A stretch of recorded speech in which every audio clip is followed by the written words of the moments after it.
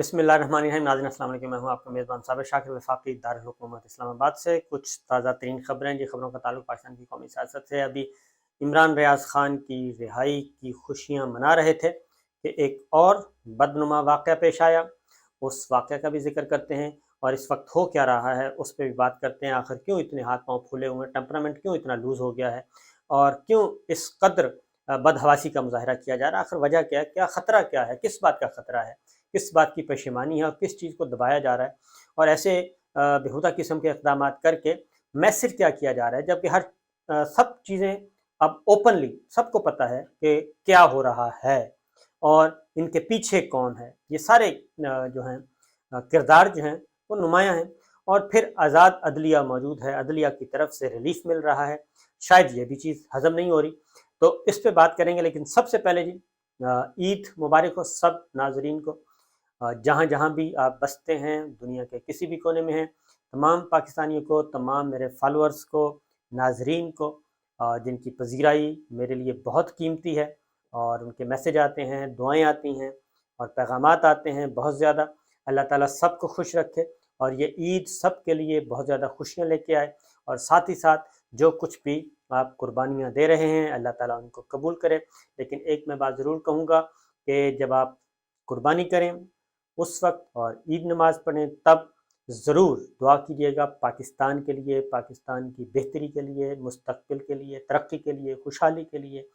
और एक दुआ ज़रूर कीजिएगा कि अल्लाह ताला जो पाकिस्तान के दुश्मन हैं, मुनाफिकीन हैं, जो पाकिस्तान की सफ़ों में छुपे हुए मीर जाफ़र सादिक हैं, या तो अल्लाह ताला उनको हिदायत दे दे और वो राह रास्त पे आ जाएं और अदरवाइज़ अल्लाह ताला उनको गारत करे। क्योंकि पाकिस्तान है तो हम सब मौजूद हैं और पाकिस्तान कितनी बड़ी नेमत है, एक ज़मीन का टुकड़ा जहाँ पे हम आज़ादी से सांस ले सकते हैं। शायद उन लोगों को अंदाज़ा नहीं है जो कि जिन्होंने पाकिस्तान को अपनी चरागाह बना लिया है। वो पाकिस्तान में सिर्फ इसलिए वो तमाम की तमाम अशराफिया, वो पॉलिटिकल है, नॉन पॉलिटिकल है, वो सब के सब उन्होंने पाकिस्तान को अपनी चरागाह बनाया हुआ है। यहाँ से लूट मार करते हैं, यहाँ पे इक़्तिदार हासिल करते हैं, इख्तियार हासिल करते हैं, ताकत हासिल करते हैं और फिर यहाँ से लेके जाते हैं, इसको नोचते हैं, अपनी मादरे वतन को नोचते हैं और नोच नोच के बुरा हाल कर दिया है उन्होंने। और फिर सारी दौलत बैरून मुल्क शिफ्ट होती है, पहले बच्चे शिफ्ट होते हैं, फैमिली शिफ्ट होती है और उसके बाद खुद शिफ्ट हो जाते हैं। और पाकिस्तान पाकिस्तानियों के लिए है, हम इसीलिए तड़पते हैं, पाकिस्तानी इसीलिए तड़पते हैं कि वो जहाँ कहीं भी है, एक आम पाकिस्तानी की मैं बात कर रहा हूँ, जो जो जो इक़्तिदार नहीं है, जिसके पास किसी इख्तियार नहीं, वो सिर्फ पाकिस्तान का शहरी है, वो इतना मुहिब्ब वतन है, दुनिया भर में जहाँ भी चले जाएं, वो 20 साल से बाहर है, वो 40 साल से बाहर है, वो 50 साल से बाहर है, उसके दिल अभी भी पाकिस्तान के लिए धड़कता है और वो दुआ भी करता है, वो रेमिटेंस भी भेजता है, वो ज़र मुबादला भी भेजता है और वो दुआ भी कर रहा होता है। तो ये है पाकिस्तान की असल ताकत, इसको आप समझने की कोशिश करें। तो बहरहाल जी दुआ कीजिएगा। अब आते हैं ज़रा सूरत हाल की तरफ। सूरत हाल ये है कि इमरान रियाज खान तजर्बा बिल्कुल फ्लॉप हो गया, टोटल फ्लॉप हो गया, नाकाम हो गया। उसको तोड़ने की कोशिश की गई, नहीं टूटा। उस पे उसके असाब पे हमला किया, नाकाम हो गया। और उसने कहा 2 दिन, 4 दिन, 6 दिन, 15 दिन, 15 महीने, 15 हफ्ते, जब तक कैद में रखना है रखें। मेरा सफ़र वहीं से शुरू होगा जहाँ से मैंने तोड़ा है गिरफ्तारी से पहले। ये उनका बड़ा वाज़ेह मैसेज था, अदालत के अंदर भी था और अदालत के बाहर भी था। उन्होंने ये बात अटक में भी ये बात की, मजिस्ट्रेट के सामने उन्होंने पिंडी में भी ये बात की, उन्होंने चकवाल में भी ये बात की, उन्होंने लाहौर में भी ये बात की, उन्होंने हाई कोर्ट में भी ये बात की। तो ये तजर्बा तो हो गया नाकाम और नाकामी के बाद उसके बाद सबसे क्रेडिट गोज़ टू जुडिशरी, अदलिया को। और मैं सबसे ज़्यादा देता हूँ जी लोअर जुडिशरी, मातहत अदलिया, उन्होंने कमाल का मुजाहरा किया है और जुर्रत का मुजाहरा किया है। तो उन पे भी यकीनन किस पे नहीं प्रेशर होता जी, प्रेशर होता, लेकिन उन्होंने डट गए हैं माशाल्लाह। अल्लाह ताला ऐसी ही जुडिशरी चाहिए और इसीलिए मैं चाहता हूँ मतहत अदलिया से भी जजेस को, ऑनरेबल जजेस को ऊपर आना चाहिए, हाई कोर्ट में आना चाहिए, सुप्रीम कोर्ट तक आना चाहिए। और ताकि ये जजेस जो आएंगे जिनका एक पूरा कैरियर है वो ज़्यादा सूदमंद साबित होते हैं और وہ زیادہ منجھے ہوئے ہوتے ہیں، کیونکہ وہ پورا کیریئر لے کے آتے ہیں اور 17 گریڈ سے آتے ہیں اور اوپر تک جاتے ہیں، تو اس لیے میں اس کے حق میں ہوں۔ ماضی میں ایسا ہو چکا ہے کہ سپریم کورٹ میں چیف جسٹس کے عہدے تک بھی پہنچے ہیں۔ جسٹس جاوید اقبال صاحب یہ بھی آئے تھے، یہ ایڈیشنل سیشن تھے اور قائم مقام چیف جسٹس تک پہنچے۔ جسٹس محمد بشیر جہانگیر صاحب تھے، وہ سول جج آئے تھے اور چیف جسٹس آف پاکستان تک پہنچے تھے۔ Chief justice of Pakistan retire ہوئے تھے۔ اسی طریقے سے جسٹس ناظم حسین صدیقی صاحب تھے، وہ بھی آئے تھے، سول جج کے طور پہ آئے تھے، سول جج یا ایڈیشنل سیشن جج، اور وہ ریٹائرڈ ہوئے تھے چیف جسٹس آف پاکستان کے طور پہ۔ ان کی زیادہ مضبوطی ہوتی ہے۔ تو بہرحال جی ایک تو یہ ہے۔ اب عمران ریاض صاحب چلے گئے، ماشاءاللہ سے آزادی حاصل کر لی، بچوں میں ان کا استقبال ہوا پوری دنیا میں، اور سوشل میڈیا پہ، ڈیجیٹل میڈیا پہ، الیکٹرانک میڈیا پہ خبریں آ رہی ہیں، لیکن جو حاسدین ہیں ان کو یہ بات پسند نہیں ہے، اور وہ حاسدین ہر جگہ پہ بیٹھے ہیں، اسپاٹ فکسر ہر جگہ پہ بیٹھے ہیں، مخبر ہر جگہ پہ بیٹھے ہیں، یہ سارا کام کر رہے ہیں۔ ان کے لیے یہ انہوں نے سمجھا یہ ناکامی کا دن ہے۔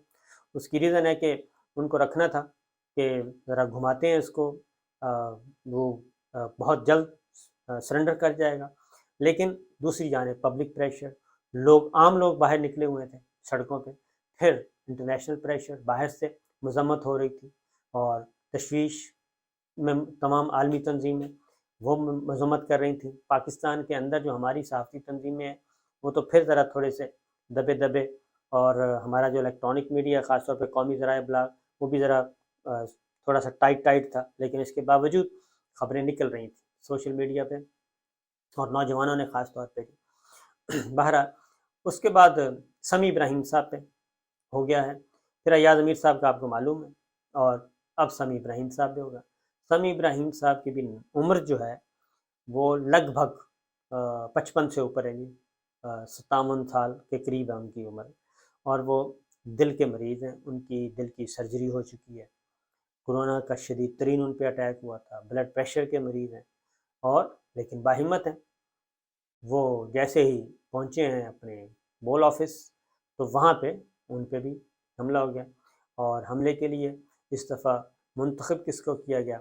شیمیل کو، تیسری دنیا کو، تو ان کو سلیکٹ کیا گیا جی، اور بظاہر یہ تھا جو لگتا ہے، کیونکہ سبز نمبر کی پلیٹ تھی، اور ایک پہلے وہ پیسے مانگنے کے چکر میں آئے، انہوں نے پیسے دینے کی کوشش کی، رحم دل ہیں، اور جیسے ہی انہوں نے پیسے، اس کے بعد شروع ہو گیا جی ان پہ تشدد، پہلے 1 پھر 2 پھر 3 اس طریقے سے، اور اس کے بعد جب ذرا تھوڑا سا رولا چلا، نقاب پوش تھے وہ، اور اب نقاب پہنے نہ پہنے ایک ہی بات ہے، کوئی ضرورت نہیں ہے اس کی، بہرحال نقاب پوش تھے کیونکہ کیمرے شیمرے لگے ہوتے ہیں، تو انہوں نے ایک مار پیٹ کے چلے گئے۔ ایاز امیر صاحب کو بھی یہی کیا۔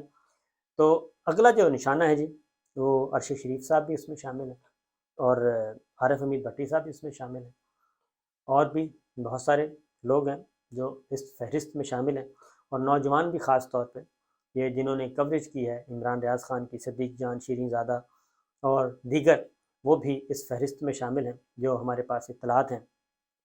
تو نہ ہی کوئی کیا کہنا چاہیے کہ جتنے بھی یہ آپریشن یا جتنے بھی یہ ٹاسک دیے جاتے ہیں، جب ہر ٹاسک نے ناکامی ہونا ہے اور اس طریقے سے ناکام ہونا ہے، تو میرا خیال ہے کہ ٹیم بدل لینی چاہیے، اور اچھی سلجھی ہوئی ٹیم لے کے آئیں جو ریوزٹ کرے، اور جو کچھ ہوا پچھلے خاص طور پہ تحریک عدم اعتماد کے سلسلے میں، کیونکہ پلیئرز تبدیل کر دیے گئے تھے، جب پلیئرز آپ تبدیل کرتے ہیں اور منجھے ہوئے پلیئرز، جب میچ تگڑا میچ کھیلنا ہو، جب آپ سینئر سیزنڈ پلیئرز کو آپ ہٹا دیں اور ان کو آپ ڈمپ کر دیں اور ان کو کہہ دیں جی آپ ٹیم سے ہی دور ہو جائیں، بلکہ کیا کہنا چاہیے جہاں ٹورنامنٹ ہونا ہے اس شہر سے بھی نکل جائیں، اگر وہ ساتھ بھی ہوں کم از کم، تو وہ پھر بھی تھوڑا بہت تجربہ ہوتا ہے ان کا، تجربہ کیا ہوتا ہے، پیچھے سے چیزیں آ رہی ہوتی ہیں وہ آگے کنوے کرتے ہیں، لیکن یک لخت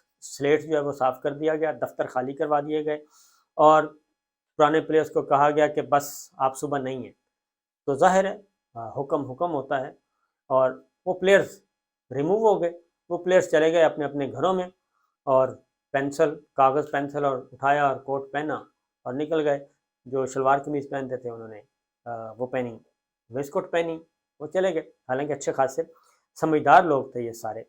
اگر ان کو رکھا جاتا اور یہی کام، یعنی کہ پھر یہ مار پیٹ کی نوبت ہی نہیں آنی تھی.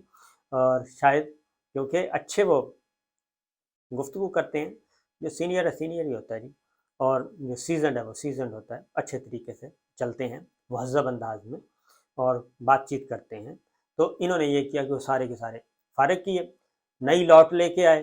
اور نئی لاٹ جب لے کے آئے تو نئی لاٹ میں پھر نئی لاٹ، اور تھے بھی جونیئر آفیسرز کو. آپ جب آپ سینئر پوسٹیں دے دیں گے تو انہوں نے کیا کرنا ہوتا ہے جی، یہی کچھ ہونا ہوتا ہے. اب تک جتنی ٹاسکنگ دی گئی ہے مختلف جگہوں پہ، وہ ساری کی ساری فلاپ ہوئی ہے.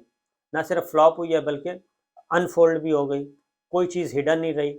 زبان زد عام ہے، ہر چیز کسی بھی طریقے سے رہیں، کان کو اس طرف سے پکڑیں، کان کو اس طرف سے پکڑیں، دن میں کریں، رات میں کریں، دوپہر میں کریں، صحافیوں کے ساتھ، سیاستدانوں کے ساتھ، ٹیلی فون تک ڈسکس ہو رہے ہیں جی.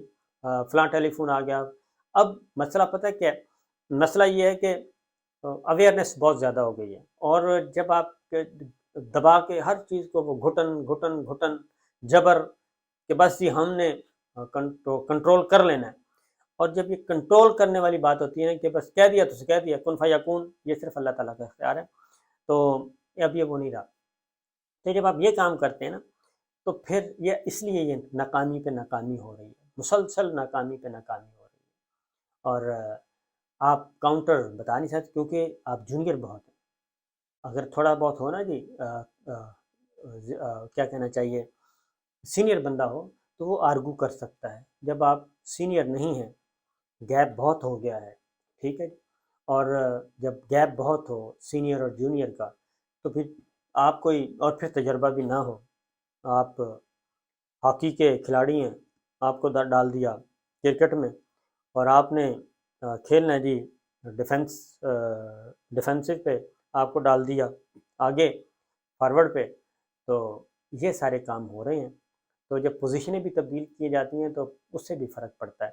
تو میرا خیال ہے کہ ریوزٹ کرنا چاہیے یہ سارا جو بھی ہے، آر سی او سے لے کے اب تک چیزیں ٹھیک نہیں ہیں، بجائے اس کے کہ ہماری پٹائی کی جائے، ہمارے خلاف سارا ملبہ ہم پہ ڈال دیا جاتا ہے.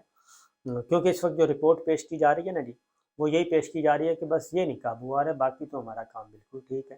یہ کام خراب کرتے ہیں، اور یہ ہیں جی کوئی 5 7 10 لوگ ہیں، یہ ان کی وجہ سے ہو رہا ہے. اور پھر آگے بہت کچھ کہانیاں سنائی جا رہی ہیں، وہ بھی میں آپ کو بتاؤں گا کہ کیا کیا اوپر بتایا جا رہا ہے.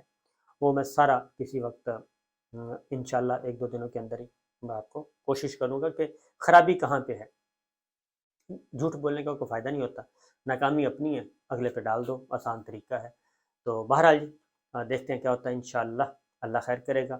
اور اس طرح کے معاملات سے کوئی فرق نہیں پڑے گا. اصلاح کیجیے، اور سب سے بڑی اصلاح تو یہی ہے کہ اس قضیے سے جان چھڑوائیں، اس کمپنی سے، اور انتخابات کروائیں تاکہ ہر کوئی اپنے اپنے کام پہ لگے، اور جو جس کا حق ہے، جسے عوام چاہیں گے اسے مل جائے گا. کیوں آپ خام خواہ ایک یہ پورے کا پورا کنٹینر جو ہے آپ بوجھ اٹھانے کے لیے پھر رہے ہیں. اجازت دیجیے، اللہ حافظ.